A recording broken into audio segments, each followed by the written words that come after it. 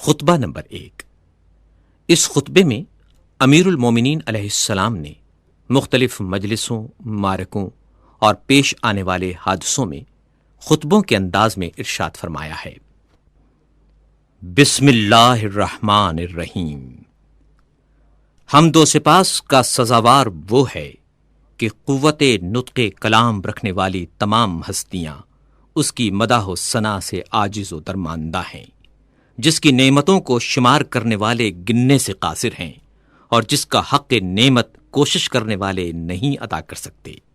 وہ خدا کہ جس کی حقیقت بلند ہمتوں کے ادراک سے ماورا ہے، جس تک فکر کی گہرائیاں پہنچنے سے قاصر ہیں، جس کے صفات کی کوئی حد نہیں، نہ کوئی ایسی نعمت ہے جو صفات خداوندی کا بیان کر سکے، نہ کوئی ایسا وقت جس کا شمار ممکن ہو، نہ کوئی ایسی مدت دراز جو منتہی ہو۔ اس نے خلائق کو اپنی قدرت اور اختیار سے پیدا کیا اور ہواؤں کو اپنی رحمت اور مہربانی سے پھیلایا، اور متحرک و لرزاں زمین کو سنگھائے بزرگ پہاڑوں سے میخ خوب کیا اور مستحکم و استوار فرمایا۔ دین کی پہلی بنیاد خدا کی معرفت ہے، اور معرفت کا کمال اس کی تصدیق ہے، اور کمال تصدیق توحید ہے، اور کمال توحید اس کو ہر چیز سے برتر ماننا ہے۔ یہ کمال اخلاص صفات کی ذات سے نفی ہے، کیونکہ ہر صفت غیر موصوف ہے اور ہر موصوف غیر صفت ہے۔ جس نے اس کی توصیف میں ذات کو صفت زائد سے ملایا، اس نے گویا ذات الہی میں دوئی پیدا کی، اور جس نے دوئی پیدا کی اس نے گویا اس کی ذات میں تقسیم مانی، اور جس نے ذات الہی میں تقسیم مانی وہ نادان ہے، اور جس نے نادانی کی اس نے خدا کی طرف اشارہ کیا، اور جس نے اشارہ کیا اس نے اسے محدود کر دیا، اور جس نے یہ پوچھا کہ خدا کس چیز میں ہے اس نے گویا کسی چیز کے ضمن میں اسے قرار دیا، اور جس نے سوال کیا کہ وہ کس چیز پر ہے تو اس نے دوسرے مقام کو اس سے خالی تسلیم کر لیا۔ خداوند تعالی ہمیشہ سے موجود ہے مگر حادث اور نوپید نہیں۔ وہ موجود ہے مگر اس کی ہستی عدم و نیستی کے بعد نہیں۔ وہ ہر چیز کے ساتھ ہے لیکن بطور ہمسر نہیں۔ وہ ہر چیز سے الگ ہے لیکن اس سے کنارہ کش نہیں۔ وہ ہر چیز کا فاعل ہے لیکن اس کا فعل حرکات اور آلات کا نتیجہ نہیں۔ وہ بصیر ہے جب اس کی مخلوق نہ تھی۔ وہ منفرد ہے کیونکہ اس کا کوئی ایسا ساتھی نہیں جس سے وہ اپنا جی بہلائے اور جس کے نہ ہونے سے اسے الجھن ہو۔ اس نے دنیا کو پیدا کیا اور پہلے پہل بنایا، بغیر اس کے کہ فکر کو کام میں لاتا یا تجربے سے فائدہ اٹھاتا، اور نہ اپنے نفس میں کوئی حرکت پیدا کی، نہ پہلے سے کوئی اہتمام کیا کہ جس کے لیے بے چین ہوا ہو۔ وہ چیزوں کو ٹھیک وقت پر عدم و نیستی سے وجود کی طرف لایا، اور گوناگون چیزوں میں موافقت اور سازگاری پیدا کی، اور ہر چیز کو اس کی طبیعت اور مزاج عطا کیا، اور ان طباع کے لیے شکل و صورت معین کی۔ وہ ان کی ابتدا اور آغاز سے پہلے ان سے واقف تھا۔ اس کا علم ان کے حدود اور انتہا کو محیط تھا، ان کی حالت اور پوشیدہ کیفیت سے آشنا تھا۔ پھر خدائے بزرگ و برتر نے زمین و آسمان کے درمیان اور جوا، فضا و اطراف اور شگوفوں میں شگاف اور آسمان سے دھلی ہوئی ہوا پیدا کی۔ اس جوا فضا میں متلاطم پانی جاری کیا جس کی موجیں بڑھ بڑھ کر بلند ہو رہی تھیں۔ اس پانی کو باد تند کی پیٹھ پر سوار کیا جو ہر چیز کو متزلزل کیے دیتی تھیں۔ ہوا کو حکم دیا کہ وہ پانی کو گرنے سے روکے اور اسے پانی کے زور پر مسلط کر دیا، اور اسی ہوا سے پانی کی حد بندی کر دی۔ ہوا کا دامن دور تک پھیلایا تھا اور پانی اس کے اوپر اچھل رہا تھا۔ پھر خدا نے ایک ایسی ہوا چلائی جو خشک تھی اور اسے پانی کے ساتھ ساتھ کر دیا۔ اس کی رفتار بہت تیز تھی۔ خدا نے ہوا کو حکم دیا کہ اس پانی کو حرکت دیتی رہے اور موجوں کو ابھار کر اوپر کی طرف پھینک دے۔ ہوا نے اس پانی کو اس طرح متھا جیسے مشک میں دودھ متھا جاتا ہے، اور یوں یہ پانی کے نچلے حصے کو اوپر کی طرف پلٹانے لگی اور ساکن کو متحرک سے ملانے لگی، یہاں تک کہ پانی کی چوٹی بلند ہو گئی اور تہ بتہ پانی پر پھبن اٹھایا، اور پھر اس پانی کو شگاف دی ہوئی اور کشادہ فضا میں بلند کیا، جس سے 7 آسمان بنائے، آسمان زیریں کو ایک جمی ہوئی اور رکی ہوئی موج قرار دیا، اور آسمان بالا کو ایک محفوظ چھت اور بنائے مرفوع بنا دیا، آسمان کو بغیر کسی ستون کے روکے اور بغیر میخ کے اپنی جگہ پر قائم رکھا۔ پھر خدائے بزرگ و برتر نے اس آسمان کو چمکتے ہوئے ستاروں اور دمکتے ہوئے تاروں سے مزین کیا، اور اس میں چراغ نور افشاں یعنی خورشید و ماہ درخشاں کو رواں دواں کیا۔ یہ ساری چیزیں گھومتے ہوئے آسمان، رواں دواں چھت اور لوح متحرک میں تھیں۔ پھر خدا نے بلند آسمانوں کے بیچ میں شگاف دیا اور ان خلاؤں کو فرشتوں کی مختلف قسموں سے پر کر دیا۔ ان فرشتوں میں کچھ حالت سجدہ میں ہیں، رکوع نہیں کرتے، کچھ مصروف رکوع ہیں اور کھڑے نہیں ہوتے۔ ان میں ایک گروہ صف بستہ کھڑا ہے جو اپنی جگہ سے ہلتا تک نہیں۔ کچھ وہ فرشتے ہیں کہ تسبیح خوانی میں مصروف ہیں مگر ذرا نہیں تھکتے۔ یہ تمام ملائکہ ایسی غیر مادی ہستیاں ہیں کہ ان پر آنکھوں کی نہ نیند چھاتی ہے، نہ عقلوں کی بھول چوک کا غلبہ ہوتا ہے، نہ بدنوں کی سستی طاری ہوتی ہے، نہ بھول چوک کی غفلت کا اثر طاری ہوتا ہے۔ انہی فرشتوں میں ایک قسم کے وہ ہیں جو خداوند متعال کی وحی کے امین ہیں، اس کے پیغمبروں اور رسولوں کے پاس پیامبر بن کر اور احکام و فرامین الہی لے کر آتے جاتے ہیں۔ انہی میں ایک قسم ان فرشتوں کی بھی ہے جو اس کے بندوں کے نگہبان اور اس کی جنتوں کے دربان ہیں۔ ان میں بعض ایسے فرشتے ہیں کہ جن کے قدم زمین کے طبقات زیریں میں گڑے ہوئے اور گردنیں بلند و بالا آسمان سے نکلی ہوئی، اور ان کے اجسام اطراف عالم سے نکلے ہوئے ہیں، اور عرش الہی کے پیالے سے ان کے کاندھے ملے ہوئے ہیں، اور ہیبت و عظمت انوار الہی سے ان کی نگاہیں جھکی ہوئی ہیں، اور عرش کے نیچے وہ اپنے پروں میں لپٹے کھڑے ہیں۔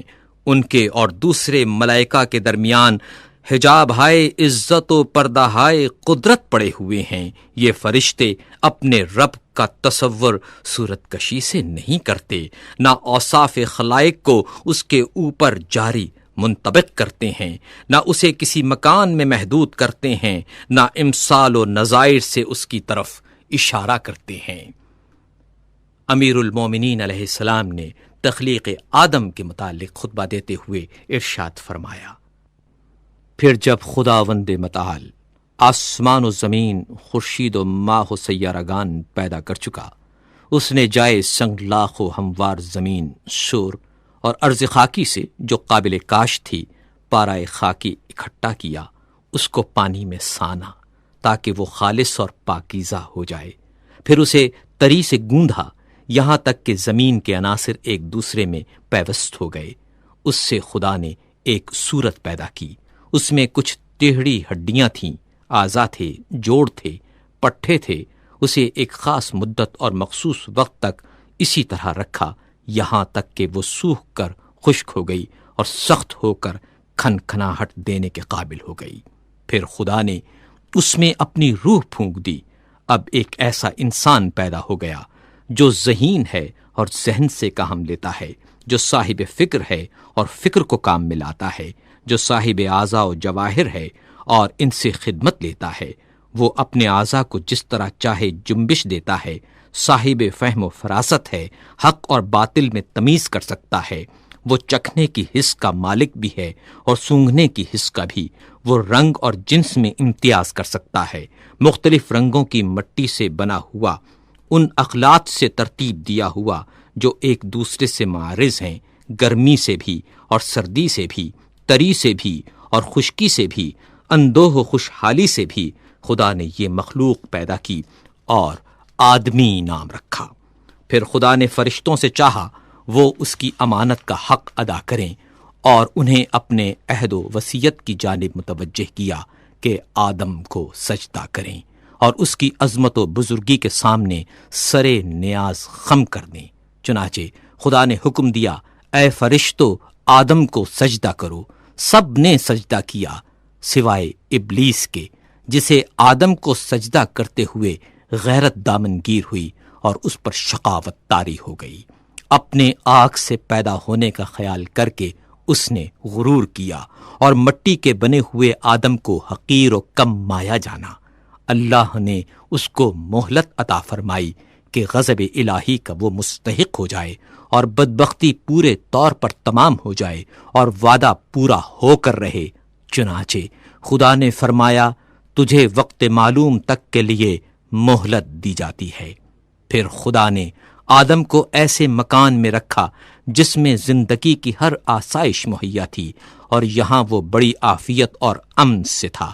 نیز شیطان اور اس کی دشمنی سے ہوشیار اور چوکنا رہنے کی تاکید بھی کی، لیکن آخر کار شیطان نے آدم کو دھوکہ دے ہی دیا، اس بات سے جل کر کہ وہ جنت میں ابرار کی مرافقت سے بہرور ہو رہا ہے۔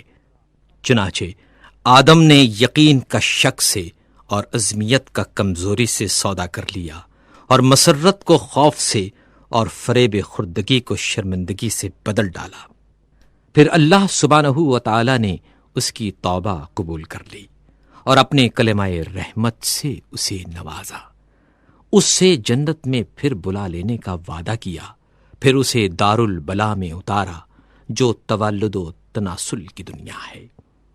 آدم جب دنیا میں آئے اور تولد و تناسل کا سلسلہ شروع ہوا اور ان کی اولاد بڑھی اور پھیلی، تب اللہ نے آدم کی اولاد سے نبی منتخب کیے اور ان سے بندگان الہی تک وحی خداوندی پہنچانے کا عہد لیا اور تبلیغ رسالت کا انہیں امین بنایا، جبکہ بہت سے خدا کے بندوں نے پیمان الست فراموش کر دیا تھا اور وہ ڈر کر حق کو فراموش کر بیٹھے تھے اور بتوں کو اس کی خدائی میں شریک قرار دے رکھا تھا، کیونکہ شیاطین نے معرفت خدا سے بندوں کو بھلاوے میں ڈال دیا تھا اور انہیں اس کی عبادت سے روک دیا تھا۔ پس خدا نے ان میں لگاتار رسولوں کو بھیجا تاکہ وہ خدا کے بندوں سے عہد الست کا حق ادا کرائیں اور اس کی فراموش کردہ نعمتوں کو یاد دلائیں اور تبلیغ کر کے محبت قائم کریں، اور ان عقلوں میں جو وہم اور شک کے گرد و غبار میں دفن ہو گئی ہیں پھر سے ابھار دیں اور چمکا دیں، اور وہ نشانیاں جو سروں پر چھائے ہوئے آسمانوں میں ہیں انہیں دکھائیں، اور جو فرش زمین میں ہیں انہیں سمجھائیں، اور انہیں بتائیں کہ کیونکہ اچھی باتوں سے زندگی اچھی بنتی ہے، اور مہلت کیونکہ انہیں فنا کے گھاٹ اتار دیتی ہے، کیونکہ رنج و غم کی کثرت انہیں بوڑھا بنا دیتی ہے، اور کیونکہ آفات و حوادث کا تو اثر ہوتا رہتا ہے۔ خدا نے اپنی مخلوق کو کسی نبی، مرسل یا نازل شدہ کتاب یا حجت لازمہ یا راہ روشن کے بغیر نہیں چھوڑا۔ وہ رسول کہ جن کے ہاں تعداد کی کمی تبلیغ رسالت میں کوتاہی کی موجب نہیں ہوتی، اور نہ جھٹلانے والوں کی کثرت انہیں کچھ نقصان پہنچاتی ہے۔ کچھ رسول آئے جنہوں نے پہلے والے رسولوں کی خبر دی اور بعد میں آنے والوں کی تصدیق کی، یوں ہی قرن گزرے اور صدیاں بیت گئیں اور زمانے گزرتے رہے اور آباء و اجداد آئے اور گئے، ان کی نسلیں گزریں، یہاں تک کہ خداوند قدوس نے محمد صلی اللہ علیہ وآلہ وسلم کو بھیجا تاکہ اس کا وعدہ پورا ہو جائے اور اس کی نبوت ختم ہو جائے۔ انبیاء سے اس نے اس رسول صلی اللہ علیہ وآلہ وسلم کے بارے میں عہد لے لیا تھا، ان کی علامتیں مشہور اور ولادت باعزت ہے۔ جب حضرت صلی اللہ علیہ وآلہ وسلم تشریف لائے تو دنیا میں ملل متفرقہ اور اقوام منتشرہ کی کثرت تھی۔ مختلف فرقے تھے، بعض وہ کہ خدا کو بندوں سے تشبیہ دیتے تھے اور اسے مخلوقات کی طرح جانتے تھے، بعض وہ تھے جو اس کے نام میں تحریف کرتے تھے جو اس کی ذات سے کوئی تعلق نہیں رکھتے تھے، کچھ ایسے جو اس کے علاوہ کسی غیر کے لیے رائے دیتے تھے۔ رسول صلی اللہ علیہ وآلہ وسلم نے انہیں گمراہی سے ہدایت کی طرف نکالا، انہوں نے انہیں جہالت سے بچایا۔ پھر خدا نے چاہا اپنے رسول صلی اللہ علیہ وآلہ وسلم سے ملاقات کرے، وہ اپنے رسول صلی اللہ علیہ وآلہ وسلم سے راضی تھا۔ اس نے اپنے رسول کو اس بات سے ماورا سمجھا کہ وہ دنیا میں رہے اور اس کی سختیاں سہے، لہٰذا اسے کرامات اور بزرگی کے ساتھ اٹھا لیا صلی اللہ علیہ وآلہ وسلم۔ پھر حضرت صلی اللہ علیہ وآلہ وسلم نے تم میں وہی چھوڑا جو اور انبیاء نے اپنی امتوں میں چھوڑا تھا، کیونکہ گزشتہ انبیاء نے اپنی امتوں کو یوں ہی بغیر کسی روشن راستے اور مستقل نشانی کے نہیں چھوڑا تھا۔ تمہارے رب کی کتاب اب رسول صلی اللہ علیہ وآلہ وسلم کی وفات کے بعد تمہارے پاس ہے۔ رسول اللہ صلی اللہ علیہ وآلہ وسلم نے اس کے حلال و حرام کو واضح کر دیا، اس کے فرائض و فضائل کو، اس کے ناسخ اور منسوخ کو، اس کی رخصت اور عظمیت کو، اس کے خاص اور عام، اس کے عبر و امثال کو، اس کے مرسل اور محدود کو، اس کے حکم اور متشابہ کو اچھی طرح کھول کر بتا دیا، اس کے مجملات کی تفسیر کر دی، اس کے اسرار اور گہرائیوں کو ظاہر کر دیا۔ ان میں ایسے میثاق بھی ہیں جن کے جانے بغیر چارہ نہیں، اور ایسے بھی ہیں جن سے بندے اگر نا واقف رہیں تو کوئی کام نہیں رکتا۔ وہ بھی بتایا جس کا فرض ہونا کتاب قرآن حکیم سے ثابت ہے، اور وہ بھی جس کا منسوخ ہونا سنت رسول سے واضح ہے۔ وہ باتیں بھی بتائیں جن کا اختیار کرنا از روئے سنت واجب ہے، اور کتاب قرآن میں اس کے ترک کرنے کی رخصت ہے، نیز یہ بھی کہ کیا چیز وقتی حیثیت سے واجب ہے مگر آئندہ زمانے میں ان کا واجب ہونا ضروری نہیں رہا۔ پھر محرمات کی تقسیم ہے، ان میں کچھ ایسے کبیرہ ہیں جن کے ارتکاب پر کتاب الہی نے جہنم کی آگ سے ڈرایا ہے، کچھ صغائر ہیں جن میں مغفرت کی امید ہے، کچھ ایسے مقامات ہیں کہ ان کا صدور مقبول بارگاہ الہی ہے، اور کچھ وہ ہیں جن میں بندے کو اختیار ہے۔ امیر المومنین علیہ السلام نے پہلے خطبے میں حج کا ذکر کرتے ہوئے ارشاد فرمایا، خدا نے تم پر اپنے گھر کعبے کا حج فرض کر دیا ہے، وہ گھر جسے دنیا بھر کے لیے قبلہ بنایا ہے۔ اس کی طرف لوگ یوں لپکتے ہیں جس طرح چوپائے گھاٹ پر ٹوٹ پڑیں، اور اس طرح شوق سے یہاں ٹوٹ کر آتے ہیں جیسے کبوتروں کی ٹکڑی۔ اس حج کو اس نے اپنی جلالت کے سامنے بندوں کی فروتنی کی پہچان قرار دیا ہے۔ اس نے اپنی مخلوق سے ان لوگوں کو چن لیا ہے جو اس کی آواز سنتے ہیں، جو اس کی دعوت پر لبیک کہتے ہیں، جو اس کے قول کی تصدیق کرتے ہیں، اور اس کے نبیوں کے مقامات پر کھڑے ہو کر ایسے دکھائی دیتے ہیں جیسے وہ ملائکہ جو عرش الہی کے طواف میں مصروف رہتے ہیں۔ یہ لوگ عبادت کے بازار سے خوب نفع کماتے ہیں اور جمع کرتے ہیں، اور اس کے وعدہ مغفرت کی طرف جلد جلد تیزی سے قدم بڑھا رہے ہیں۔ اس گھر کو خدا نے اسلام کی نشانی قرار دیا ہے، یہ پناہ لینے والوں کے لیے جائے پناہ ہے۔ اس نے حج کو فرض قرار دیا ہے اور اس کے حق کو واجب کردانا ہے، اور اس کی زیارت تم پر لازم کر دی ہے۔ چنانچہ خدائے بزرگ و برتر فرماتا ہے، اللہ کی طرف سے ان لوگوں پر حج فرض ہے جو زاد راہ رکھتے ہیں، اور جس نے انکار کیا تو خدا سارے عالم سے بے نیاز ہے۔